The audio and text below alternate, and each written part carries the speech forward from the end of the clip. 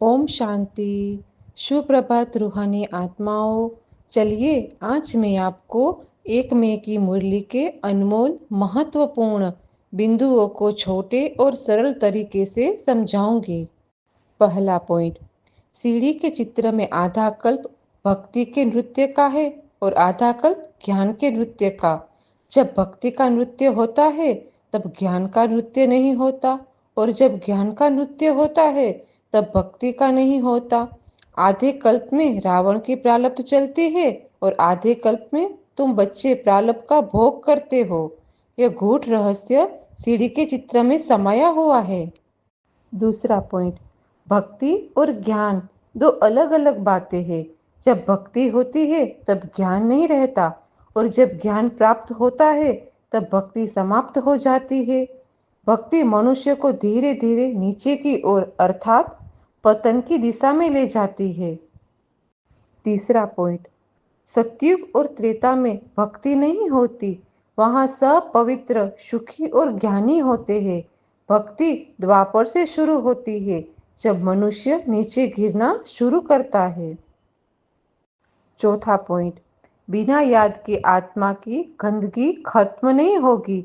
जैसे पत्नी पति को या बच्चे बाप को नहीं भूलते, वैसे ही बाप को याद करना चाहिए। मुख्य मेहनत है याद की मेहनत। अभी सब देह अभिमान में है, बाप हमें आत्म अभिमानी बना रहे हैं।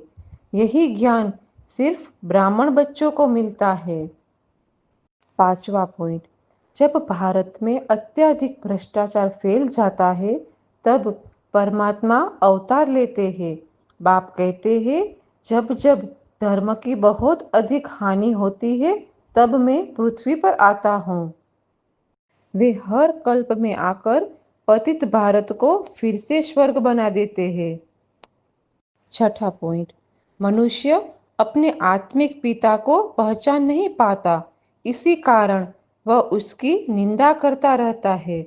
परिणाम स्वरूप मनुष्य आत्मिक रूप से अत्यंत दरिद्र अर्थात कोड़ी के समान हो गया है। सातवां पॉइंट, आत्मा और परमात्मा दोनों अत्यंत सूक्ष्म है तथा बिंदु स्वरूप है। यह रहस्य संसार में बहुत कम लोग सही रूप से समझ पाते हैं। परमात्मा स्वयं आकर ब्रह्मा के शरीर के माध्यम से ज्ञान समझाते हैं। इसी ज्ञान की आज अत्यंत आवश्यकता है। आठवां पॉइंट, नई दुनिया में जाने के लिए पवित्र होना आवश्यक है। बिना पवित्रता के कोई भी स्वर्ग में प्रवेश नहीं कर सकता। नौवां पॉइंट, बाप बस एक ही बात कहते हैं, मुझे याद करो। याद करने से आत्मा शुद्ध होती है और वही याद हमें स्वर्ग का वर्षा दिलाती है। 10वां पॉइंट, बाप कहते हैं, मैं तुम आत्माओं का बाप हूँ।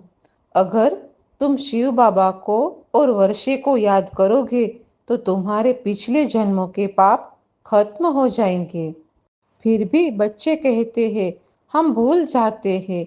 बाप कहते हैं, इतना बड़ा बाप जो स्वर्ग दे रहा है उसे भूलना क्यों।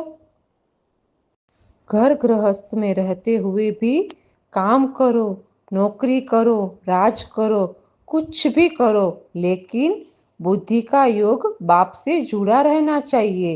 राजा जनक का उदाहरण है, राज करते हुए भी योग युक्त।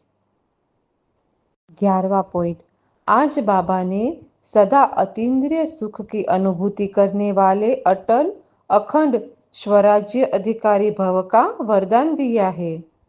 जो बच्चे संगम युग में ईश्वर से मिलने वाला अतीन्द्रिय सुख हमेशा के लिए प्राप्त कर लेते हैं, अर्थात जिनका ईश्वर की वर्षे पर पूरा अधिकार होता है, वही सच्ची इच्छा शक्ति वाले होते हैं।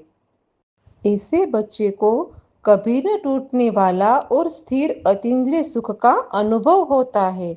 यही बच्चे जो पूरे वर्षे के अधिकारी होते हैं, भविष्य में अटल और अखंड स्वराज्य का अधिकार प्राप्त करते हैं।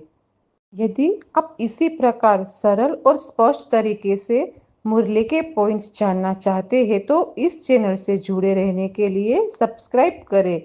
इस ज्ञान को दूसरों तक पहुंचाने के लिए लाइक और शेयर करें। बाबा की तरफ से सभी आत्माओं को याद प्यार, गुड मॉर्निंग, ओम शांति।